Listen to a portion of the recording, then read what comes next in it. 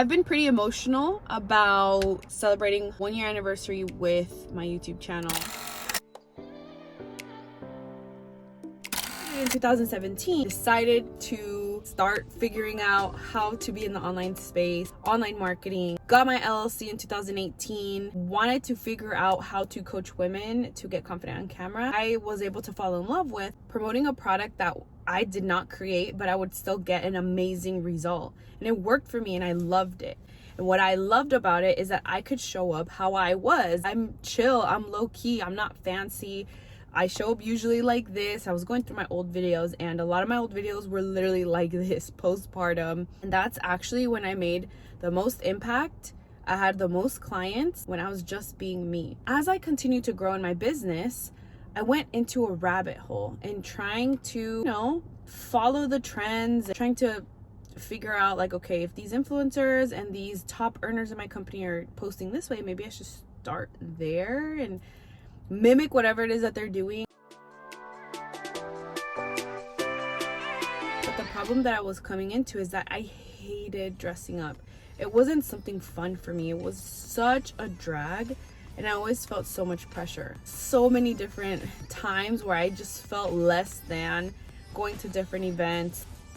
Well, I guess this is part of the job. Portraying like this luxurious and fancy lifestyle, which that's not even who I am. Anyway, my passion for being in the online space was starting to diminish at that time. Finally, I was like, something needs to change. I need to find my... You can explain, break down what you're explaining, draw a few pictures, and what I like to use is one of those really big sticky notes. You may be guilty of this, which is jumping on trends only. So today I had a call and we were talking about niching down and how niching down, like, it's overwhelming sometimes and all of that stuff. And she called me out. She's like, just like Senia, like, I didn't know what she was posting. I didn't even know what she was doing. She asked me, she's like, what were you trying to do? Like, what are you posting about? And I didn't know. I was just posting what I thought. Like, that's not who I am. I was literally so glad that I was able to snap out of it, and I know it was because of YouTube, and that's why I am obsessed. Decorate my tub so we could go take pics. I didn't even show you the setup, like when I set it up, but this is what I'm taking pictures in.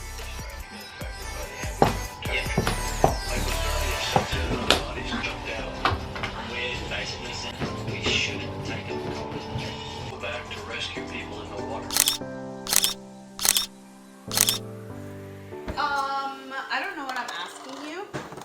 Well, I'm celebrating my 1-year anniversary with YouTube. Tell me something mushy so I can put it on my YouTube channel. I think what I've seen, the biggest difference that I've seen is your understanding of just how the channel works, like how to leverage your content as much as possible. What works for you, what doesn't work for you, through your trial and error process that you've gone through. Like you look at each video's performance and you track that performance, and it's like if everyone would just do it that way, like you have to start no matter what, right? Like that was the biggest thing for you, is like you just started and you started making a bunch of videos.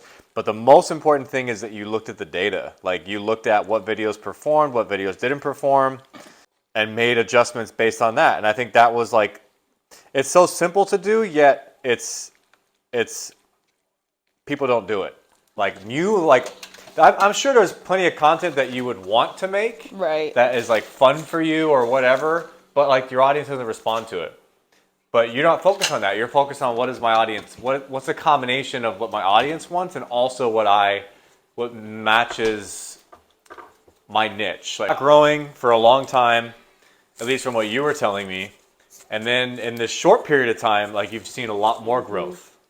You know, it's like your chart kind of went like this, and now it's kind of like starting to go like this. And learning that, and I always talk about it, mastering YouTube, not that I have mastered it yet, but mastering YouTube has helped me really hone in on my TikTok. Like, I feel like if I wouldn't have practiced all of that, TikTok would be stuck. Yeah. You know? So yeah, that's what I think. Good job. What is that?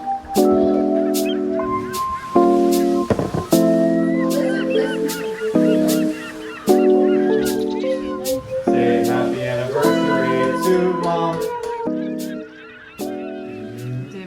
bed. Stay away from me while I'm eating.